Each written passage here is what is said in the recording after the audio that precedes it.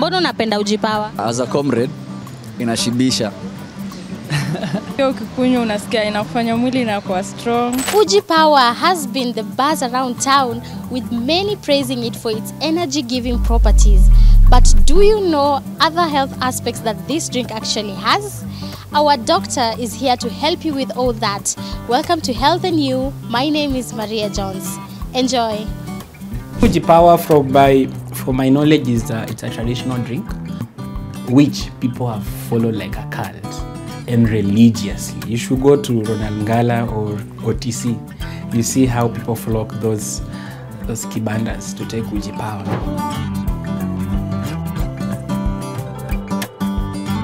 Okay, nikikunywa, I can sense that iko na ingredients mob.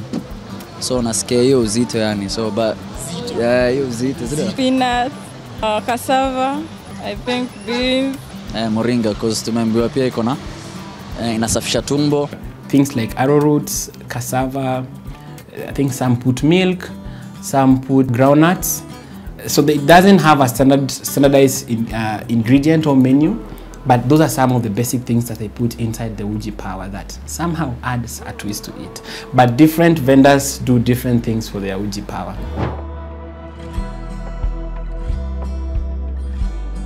Nasikia tu jina inaitwa Uji Power. Yeah, it's have energy. Considering that the different components that are inside it, to some extent it's a healthy drink, it's a nutritious drink, because a combination of all those things, you find you get proteins, you get carbohydrates in it because of the ndumas and the ngwashi that are inside there, proteins because of milk, some people put milk, and then it's also filled with a lot of minerals and vitamins, so it's a healthy drink. But remember, for health reasons, there are medical Ujis. For example, you can do your own Uji Power at home. We have things like corn soy blend Uji, which you can do at home. It's still nutritious and healthy.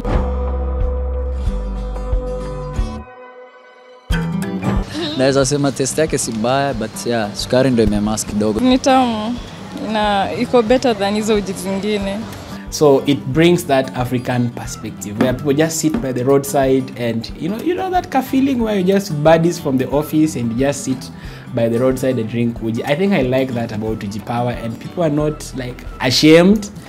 It's a nice way to socialize. You find people is in suit, grown up, young, everyone is just feeling nice sitting in those kibandas taking Uji Power.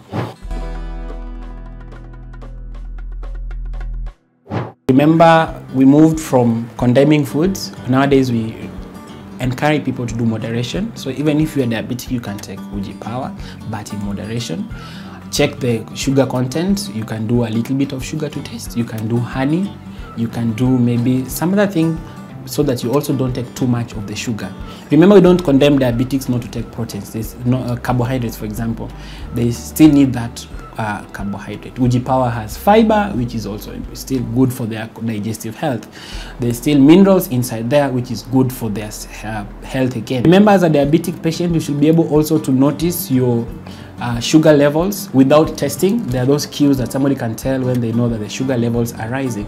It's so important that when you are a diabetic patient, you're able to tell cues that tell you that your sugar levels are rising, so I need to tone down or avoid or not do it. Allegedly rumored that it helps with men, I don't know if it's also women, sexual function. It's rumor in the streets, but there's not been real research to prove that it contributes to that. In science, we call them aphrodisiac foods. They are foods that are associated with such functions. Uji Power, again, there has not been scientific proof, but in terms of mental, you remember some of these activities like sexual intercourse, and again, some of them are mental. So when I come from town, I've taken a calabash or two of Uji Power. We call placebo effect, the dummy effect. Now that you feel, energetic, energized, and you have that thing in your mind, so guess me, your guess is as good as mine. So it may have that effect because of that placebo effect. Some people add a common root tuber called mkombero. I'm sure you know, don't pretend. Scientifically, it's called Mondia wheatia. It's also known to have some of those aphrodisiac effects. so may contribute to that. Remember, such aphrodisiac foods improve blood flow towards some of these sexual organs. Preparation may not be in hygienic places, not because of sanitation issues. Nairobi, for example, sanitation is a big concern. So that could be a concern. How well is it prepared? As a medical practitioner, I'll be worried about safety, I'll be worried about sanitation, I'll be worried about hygiene. There have been concerns that some of these vendors, these Uji Power vendors, some of them add blue pills, which are sex pills really, to their concoctions to make it stronger, for lack of a better word. So this put the health of people at risk. So somebody may go home and yes, get the effects that they need. But now remember there's the aspect of addiction. So every other day they need to go back to get that Uji Power to get that effect. Remember also there are kids who buy this Uji Power.